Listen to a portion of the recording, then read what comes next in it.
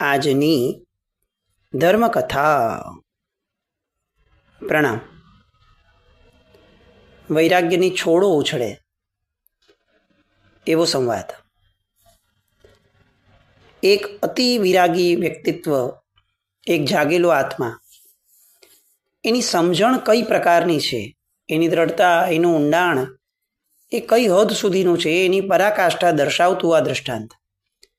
નમી રાજા અને પેલા ઇન્દ્ર એટલે કે બ્રાહ્મણ સ્વરૂપે આવેલા એ ઇન્દ્રનો સંવાદ. ઉત્તરાધ્યનજી સૂત્ર એ આપણા શ્રાવક જીવનને અને સાધક જીવનને એક દિશા સૂચન આપતું, એક માઇલસ્ટોન દેખાડતું એવું આ દ્રષ્ટાંત એમાં મૂક્યું છે. શ્રાવકોએ અને સાધકોએ આવા દ્રષ્ટાંતોને વારંવાર વાંચનમાં લાવવા જોઈએ, વારંવાર એના વિચારોને ઘૂંટવા જોઈએ. આપણા જીવનની અંદરમાં પણ આ બધા જ પ્રસંગો બને જ છે, જે નમી રાજાના જીવનમાં પણ બન્યા અને જે અત્યારે ઇન્દ્ર નમી રાજાને એમના રાગના ચકાસવા માટે જે પૂછી રહ્યા છે, તે બધા જ વિચારો એ સામાન્ય જીવન, આપણા બધાના સામાન્ય જીવનના જ ભાગોમાંથી જાણે નીકળ્યું છે. એમણે નમી રાજાનો સૌથી પહેલો રાગ ચેક કર્યો સ્વજનો માટેનો. તમારા સ્વજનો બળી રહ્યા છે, એને બચાવવા જાઓ. એ પછી એમણે રાગ ચેક કર્યો કે તમારું આખું નાખું અંતઃપુર બળી રહ્યું છે. ભાઈ, આ અંતઃપુરની રાણીઓ તમારા ભરોસે નીકળી હતી અને આજે એ બધા બળી રહ્યા છે અને તમે એને બચાવવા નહીં જાઓ? એને બચાવ્યા બાદ પણ તમે દીક્ષા લઈ શકો એમ છો, તો જાઓ અને પેલા એમને બચાવી આવો. ત્રીજી કસોટી મૂકે છે નગરની. તમે ક્ષત્રિય છો, આ નગરના પાલક છો, આ નગરની પ્રજાએ તમને આશ્રયને છે. જેમ કોઈ નગરની અંદરમાં ચોરી કરતો માણસ, ખીચાકાતરું માણસ, આ બધા માણસોથી રક્ષણ કરવું એ જો એક રાજાની ફરજ છે, તો અત્યારે તો મૃત્યુ નામનો મહાચોર એમનું જીવન ચોરી કરવા આવ્યો છે અને એવા સમયે તમે રાજા હોવા છતાં આવી રીતે પોતાની જવાબદારીથી ભાગી જાઓ, એ કઈ રીતે ચાલે? કેટલા વિધક પ્રશ્ન, સામા વ્યક્તિના ઈગોને હર્ટ કરી જાય એવા પ્રશ્નો, એનો વૈરાગ્ય જો કાચો પોચો હોય તો ડગમગાવી દે એવા પ્રશ્નો. આ બધા જ પ્રશ્નોની સામે આપણે આપણી જાતને મૂકીએ.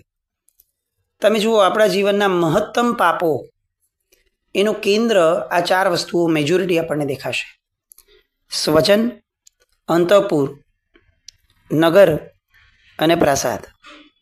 આપણા નજીકના સ્વજનો, અંતઃપુર એટલે આપણો પરિવાર, પત્ની, પતિ, બાળકો વગેરે, વડીલો.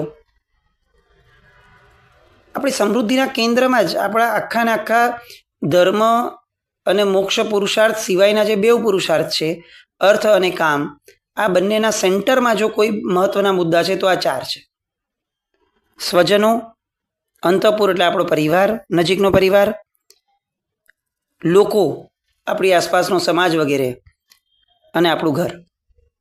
આખું જીવન આની માટે જ જાણે જીવાય છે. અને અહીંયા નમી રાજર્ષિને આ ચારે ચાર માટે ઇન્દ્ર મહારાજા પ્રશ્નો કરે છે. પ્રશ્નો દ્વારા આવું સમજવા માંગે છે કે આ ચાર ઉપર તમારો રાગ કેવો છે. અને જે તાર્કિક જવાબો નમી રાજર્ષિ આપે છે કે ભાઈ, વૃક્ષો ઉપર તો પક્ષીઓ બેસ્યા હોય ને વયા જાય, સાંજે બેસે અને સવાર પડી ઉડી જાય, એટલા માત્રથી વૃક્ષની એ લોકો પ્રત્યે કોઈ જવાબદારી નથી બનતી. તમે કહો છો કે અંતઃપુરની રાણીઓને હું લઈને આવ્યો હતો, વાત સાચી છે, પણ હું તો મારા આત્માની ચિંતા કરવા માટે જન્મ્યો છું અને જેમને લઈને આવ્યો હતો એમની રજા લઈને નીકળ્યો છું. હવે મારી એમના પ્રત્યેની કોઈ જવાબદારી ક્યાં રહી? નગરનું પાલન કરવા માટે હું રાજા હતો, એ મારો પર્યાય હતો. હવે મારો પર્યાય જ બદલાઈ ગયો છે, તો પછી આ પર્યાયને ઓલા પર્યાયની જવાબદારીઓ સાથે શું લેવા દેવા? અને પ્રાસાદ, મહેલ વગેરે જે છે એની તમે અગર વાત કરો છો તો એ તો હું ત્યાગીને અણગાર બન્યો છું. આગાર એટલે કે ઘર વગેરેનો ત્યાગ કર્યો છે, એટલે તો આ અણગારપણું આવ્યું છે. આ બધાના રાગમાંથી ઘણા ઉપર નીકળી ગયા નમી રાજર્ષિ. એ બાબતમાં હવે ઇન્દ્ર પોતે પણ કન્વિન્સ અને સેટિસ્ફાઈડ થયા છે. એ જે એક પછી એક દ્રષ્ટાંતો આપે છે, વૃક્ષના, કારાગ્રહના, આ બધા જ દ્રષ્ટાંતો, એના દ્વારા ઇન્દ્રને સેટિસ્ફેક્શન થાય છે, અંદરથી એને સમજાય છે કે નમી રાજર્ષિનો વૈરાગ્ય એ કોઈ રાતોરાત ઊભો થયેલો કાચો ભાવ નથી. આ ક્રમિક વિકાસના આધાર ઉપર, જન્માંતરીય સાધનાના આધાર ઉપર ઊભો થયેલો ભાવ છે. અને એટલે ઇન્દ્ર સભાની અંદરમાં પણ જે પ્રશંસા થઈ છે એ પ્રશંસાને પાત્ર છે નમી રાજર્ષિ. એક પ્રત્યેક બુદ્ધનો વૈરાગ્ય કેવો દ્રઢ હોય, આપણી કલ્પના બહારની વાત. સામાન્ય રીતે પ્રેરણા દ્વારા પણ જેમને વૈરાગ્ય થયો છે એવા વ્યક્તિઓના વૈરાગ્ય કરતાં અનેક ચાસણી ચડે એ રીતનો વૈરાગ્ય પ્રત્યેક બુદ્ધનો હોય. સ્વયં પોતે જ વૈરાગી બન્યા છે, એક પણ નિમિત્ત વગર, એક પણ આલંબન વગર, કોઈની પણ પ્રેરણા વગર, પોતાના આત્મબોધથી જેમણે પુરુષાર્થ કરી અને વૈરાગ્યને દ્રઢ કર્યો છે, વૈરાગ્યને આત્મસાત કર્યો છે, આ એવા વ્યક્તિઓ, જવલ્લે જ મળતા વ્યક્તિઓ, આંગળીના વેઢે ગણાય એટલા જ વ્યક્તિઓ. અને આવા પ્રત્યેક બુદ્ધમાંના એક આ નમી રાજર્ષિ છે, જેમની અત્યારે કસોટી કરાઈ રહી છે. ઇન્દ્ર સેટિસ્ફાઈડ છે કે આને રાગ તો નથી ભાઈ, વાત સાચી છે, પણ હવે બીજો એક પાસું રહી ગયું છે કે એમને દ્વેષ છે. કારણ કે વૈરાગી જીવ તો એ છે કે જેને ન રાગ હોય ન દ્વેષ હોય. ભગવાન વીતરાગી થયા આ શબ્દ જ્યારે આપણે બોલીએ છીએ ત્યારે એક ગર્ભિત રીતે સ્વીકાર્ય અર્થ છે કે ભગવાન વીત દ્વેષી પણ છે. કારણ કે પહેલાં વીત દ્વેષી થવાય છે, પછી વીતરાગી થવાય છે.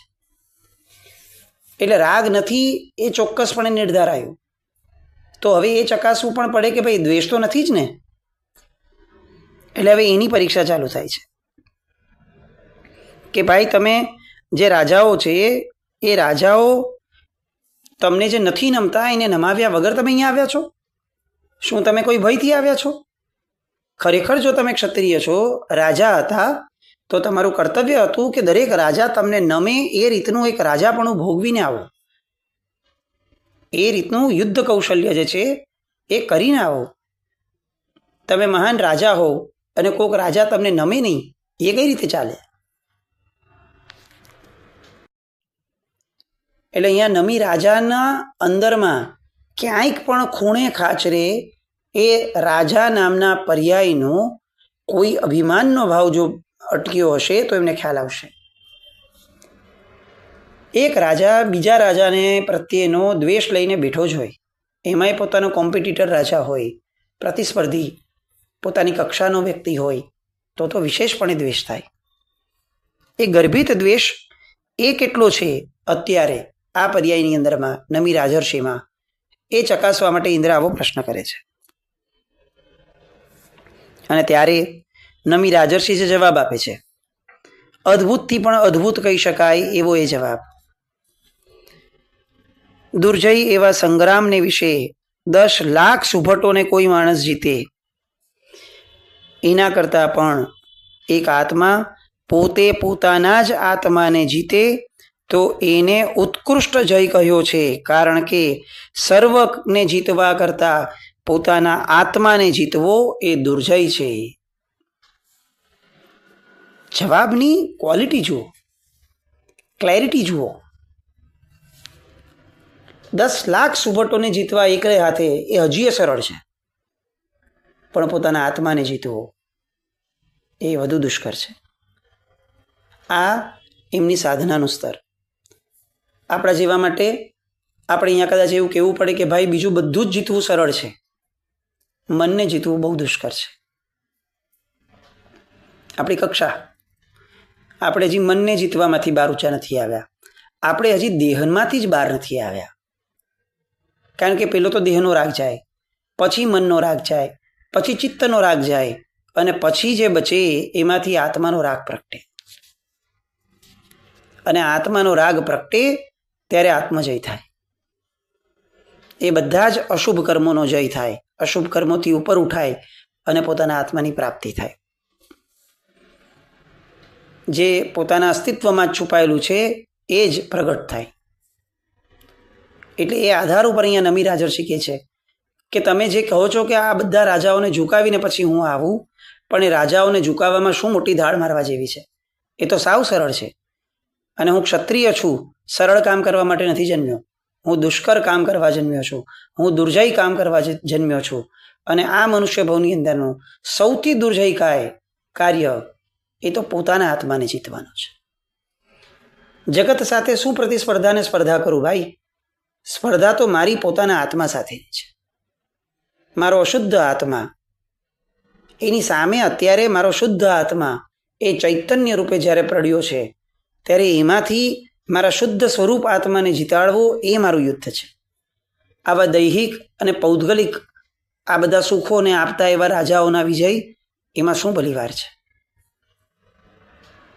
કેટલી ક્લેરિટી! ગ્રંથિભેદ થયેલો આત્મા, એને આમ આ તળ ને આ ફળ જેવી સ્પષ્ટતા છે. એને તમે દુનિયાનું ચરમ સુખ આપો, ચરમ સુખ અને પરમ સુખ, આ બંને સુખોની અંદરમાં પણ જેને આ સુખો ઘાસ જેવા લાગે, તૃણ સમા દેખાય, એ ગ્રંથિભેદવાળો આત્મા છે. તમે જુઓ, ઇન્દ્ર જે એક પછી એક પ્રશ્નોની વણઝાર મૂકે છે અને એની સામે ક્યાંય પણ એક વિકલ્પ કે વિચાર કરવા માટે પણ જેને ક્ષણની જરૂર નથી, એવો દ્રઢ વૈરાગ્ય લઈને આ ભાઈ, આ મહાત્મા મહાપુરુષ બેઠા છે. એક રાતની અંદરમાં કેવડો મોટો ચમત્કાર થયો. હજી એક રાત પહેલા 6 મહિનાના દાહજવરની અંદરમાં આર્ત ધ્યાનની અંદરમાં જે રહેતા હતા, એક પછી એક નવા નવા વૈદોને બોલાવીને પોતાના જ્વરને શાંત કરવા માટે જે પ્રયત્ન કરતા હતા, એ વ્યક્તિનો આજનો વૈરાગ્યનું સ્તર જુઓ. ઇન્દ્ર જેવો ઇન્દ્ર આમ પાણી ભરે એની સામે મસ્તક ઝૂકી જાય કે આવું વૈરાગ્યનું સ્તર. આગળ જતા જવાબ આપે છે, તું આત્માની સાથે યુદ્ધ કર. બાહ્ય રાજાઓને ઉદ્દેશીને યુદ્ધ કરવાથી શું ફળ મળે? કેવળ આત્મા વડે આત્માને જીતવા માટે જ સાધુપણું મેં લીધું છે. અને આ સાધુપણું, આવું સાધુપણું એ જ મને મુક્તિના સુખ આપશે. અને આ રાજાઓને જીતીને હું કયું સામ્રાજ્ય મેળવીશ, કેટલું ભોગવીશ, એ અનિશ્ચિત છે. પણ આ સાધુપણાના આધાર ઉપર જો હું મારા આત્માને જીતી શક્યો, તો પછી જે મને અનંત સુખનું શાશ્વત સામ્રાજ્ય મળશે એ નિશ્ચિત છે. એ પરાધીન નથી, એ સ્વાધીન છે. માટે આ બધા જ સુખોથી સર્યું, આ બધા જ પરાધીનતાવાળા સુખો એનાથી સર્યું. યોગની ઉચ્ચતમ ભૂમિકાએ જ્યારે જીવ આવે છે, ત્યારે જીવ કયો દોષ ટાળે છે? જે છેલ્લું ટળે એ છે પરાધીનતા. આ સંસારના એક પણ પૂદગલ, એક પણ કારમણ વર્ગના એની પરાધીનતા આ આત્માને નથી રહેતી. એ સ્વાધીન થઈ જાય છે. એને કોઈ ફરક જ નથી. આ થયું તોય ઠીક, ન થયું તોય ઠીક, એની કોઈ જ તમા નથી. કેમ? કારણ કે સેલ્ફ સફિશિયન્ટ છે, એ સ્વાધીન છે. અને નમી રાજર્ષિ અહીંયા એ જ વાત કરે છે કે હું શા માટે 5 ઇન્દ્રિયો એના આધાર ઉપર મળતા, અથવા ક્રોધ, માન, માયા, લોભ, આ બધા વડે હારાતા એવા મન, એ બધાના આધાર ઉપરના સામ્રાજ્યને હું ક્ષુલ્લક ગણું છું. ખરું સામ્રાજ્ય એ તો આ બધાને જીતી અને આત્માનો વિજય કરવા માટેનો છે. યુદ્ધ તો ત્યાં લડવાનું છે. આ જગતનું શ્રેષ્ઠતમ યુદ્ધ જો કોઈ હોય તો એ પોતાની સાથેનું છે. આ જગતની સર્વોત્કૃષ્ટ ચેલેન્જ જો કોઈ છે તો એ પોતાના ઉપર વિજય મેળવવાની છે. જગતના વિજયો એ તો ગમે તે મનુષ્ય પુણ્યના આધારે પામી લે. એક એક વાતો, ટંકશાળી વચનો નમી રાજર્ષિના, એ ઇન્દ્ર મહારાજાને એમના પ્રત્યેના અહોભાવ જન્માવવામાં હરણફાળ ભળાવે છે. આપણે હંમેશા આવા ચરિત્રો વાંચવા જોઈએ. હું પુનઃ ફરી ફરીને આવું મન થાય છે આપણને. કેમ? આપણા દરેક માન કશાયમાં, આપણા દરેક ક્રોધ કશાયમાં આપણા દરેક અહંકારમાં કે આપણી દરેક માયામાં કે લોભના ગલગલિયામાં આપણને આ વાતો યાદ આવે કે આ પૌદ્ગલિક તુચ્છ ઘાસ સમાન છે. બધું જ. આમાં શું ક્રોધ કરવો, શું લોભ કરવો? એ ક્રોધ અને લોભની પણ ગરિમા નથી. એ પણ ડિગ્નિફાઈડ હોવા જોઈએ. મનુષ્ય છું, પંચેન્દ્રિય મનુષ્ય છું. આવા સાવ ફાલતુ કહી શકાય એવા વિષયોનું શેનું અભિમાન? અભિમાન કરવું છે તો એની માટે પણ કંઈક કક્ષા હોવી જોઈએ.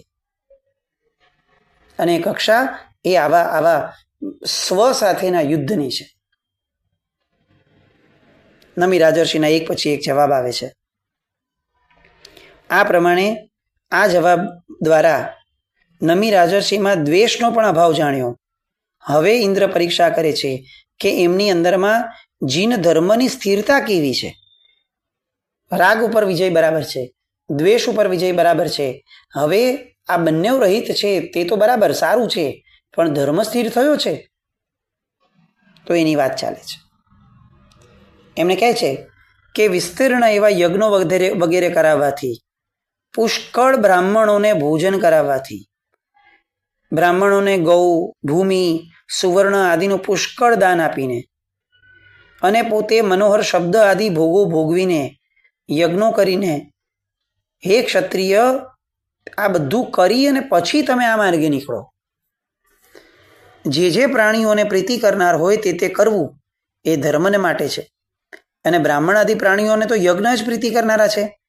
એ માટે તમારે યજ્ઞ આદિ ક્રિયાકાંડો કરવા જોઈએ પહેલા, અને ત્યાર પછી સંન્યાસ લેવો જોઈએ. એટલે અહીંયા હવે એનો આગળ હજી એકવાર વાત કરે છે. જે મનુષ્ય મહિને 1000 એટલે કે 10 લાખ ગાયોનું દાન આપે અને એને જેટલો લાભ મળે એના કરતા કંઈક ગણો લાભ સંજમો સેવો, સંયમના સ્વીકાર દ્વારા પ્રાપ્ત થાય છે. અદ્ભુત વાત. આ શબ્દ હૃદય ઉપર કંડારી નાખવા જેવો છે. સંજમો સેવો, સંયમનો સ્વીકાર, સંયમ અંગીકાર, એ જ શ્રેયસ્કર છે, એ જ પ્રશસ્ત છે. એટલે ઇન્દ્રએ જ્યારે વાત મૂકી કે ભાઈ પ્રશસ્ત શું છે, તો કે યજ્ઞ આદિ ક્રિયાકાંડો એ પ્રશસ્ત છે, કારણ કે એ પ્રીતિકર છે લોકો માટે. અને અહીંયા નમી રાજર્ષિ તાત્કાલિક એમને જવાબ આપે છે કે આ જગતમાં ખરેખર પ્રીતિકર કોઈ છે વસ્તુ તો એ છે સંયમ. અને આ તમારા 10 લાખ ગાયનું દાન એ પણ જેની સામે પાણી ભરે એવું 6 કાયના જીવની વિરાધનાને અપાતું અભયદાન સંયમ દ્વારા એ શ્રેષ્ઠ દાન છે. અને એટલે સંયમને પ્રશસ્ત કીધો, યજ્ઞ આદિને સાવધ્ય જ કીધો. પશુઓની હિંસા જ્યાં હોય એ સાવધ્ય જ રહેવાનું. દાન પણ જો આપવાનું છે તો એ કોને અપાય? તો એ એવા વ્યક્તિને અપાય કે જે વ્યક્તિને એ દાન હિંસાના હેતુભૂત ન થાય. બ્રાહ્મણ વગેરેને જે પણ દ્રવ્યોનું દાન આપે છે એ બધું હિંસાને કારણ થાય છે. એના દ્વારા નવી હિંસાઓ જ વધવાની છે. તો એ દાન એ ઉચિત દાન નથી, એ પ્રશસ્ત દાન નથી. ખરું દાન એ છે કે જે દાન સંયમના હેતુને પુષ્ટ કરે છે. માટે તમે જે આ બધા દાન કહો છો એ દાન એ આચરવા યોગ્ય નથી. આ ઉત્તર દ્વારા ઇન્દ્ર મહારાજા અહીંયા તર્કથી પણ ખૂબ સુસંગત રીતે સ્પષ્ટતા પામે છે કે ખરેખર આમના મનની અંદરમાં જીન ધર્મની સ્થાપના દ્રઢ રીતે થઈ છે. એમણે લોકોત્તર ધર્મને અંદરમાં જાણ્યો છે, સમજ્યો છે, સ્વીકાર્યો છે અને તર્કના ટકોરાથી પણ એમણે બરોબર પીછાણ્યો છે. આપણે 1 મિનિટ માટે પણ વિચારીને કે આપણી પોતાની ધર્મની સ્થિરતા કેટલી, તો આપણને પ્રશ્ન થશે કે ખરેખર સ્થિરતા છે? એ જ મોટો પ્રશ્ન છે. અને એનો જવાબ અહીંયા નમી રાજર્ષિ આપે છે. એમની સ્થિરતા આટલી વેધક કેમ હતી? કારણ કે નમી રાજર્ષિ તાર્કિક રીતે આ ધર્મને સમજ્યા છે. શ્રદ્ધાનું સ્તર ચોક્કસપણે શ્રેષ્ઠ છે, પણ એ શ્રદ્ધા તર્કના પાયા ઉપર ઊભી હોય તો પછી જે એની દ્રઢતા છે, એની જે સ્થિરતા છે એ અલૌકિક રહેવાની. બસ હું એમ બોલી જ રાખું કે બધું બરાબર છે, બધું સરસ છે, ભગવાનની આજ્ઞા બેસ્ટ છે, સારી વસ્તુ છે, પણ કયા પાયાએ રચાય છે આ વાત એ અંદરથી જાણવું જોઈએ. આવતીકાલે કોઈ કસોટી થાય, આવતીકાલે કોઈ વિપરીત ઘટના બને, આવતીકાલે કોઈ વિપરીત સમજણવાળો માણસ આપણી પર હાવી થઈ જાય, એવા સમયે પણ આપણી શ્રદ્ધા એ દ્રઢ રાખવી છે તો એને તર્કના એરણ ઉપર ચડાવવી જોઈશે. અને એટલે જ આપણે ત્યાં દરેકે દરેક ઘટનાની અંદરમાં આ વસ્તુ કહેવામાં આવી. જળ પૂજા જુગતે કરો, ચંદન પૂજા ચતુર રચાવે. આ બધા જે કાવ્યો પણ રચ્યા, શબ્દો રચ્યા, એ બધું મૂળ આ ભાવથી છે. જુગતે જીનવર પૂજ્યા, આ બધા શબ્દો કેમ છે કે યુક્તિપૂર્વક પરમાત્માના તત્વની આરાધના કરવાની છે. શ્રદ્ધા અને શ્રદ્ધાન આ બેની વચ્ચે આ તર્કની સાબિતીઓ આવે છે. અને અહીંયા નમી રાજર્ષિ એમણે શ્રદ્ધાન ઊભું કર્યું છે. એ સાબિત થાય છે કારણ કે તર્કબદ્ધ રીતે આ ઇન્દ્રની એક એક વાતને એ ફેડે છે. આ બધી જ કસોટીમાંથી પાર થનારા એવા આ મુનિરાજ હજી આગળની ગાથાઓની અંદરમાં એમના મુનિપણા ઉપર જે પ્રશ્ન કરે છે અને મુનિપણામાંથી પાછા ફરવા માટેના કેટલાક એમને લોભ વગેરેના આકર્ષણો આપે છે, એ સમયે શું થાય છે એ માટે આપણે આવતીકાલે ફરીથી મળશું. જેના કંઈ પણ બોલાવ્યો તો મિચ્છામિ દુક્કડમ. જૈનમ જયતિ શાસનમ.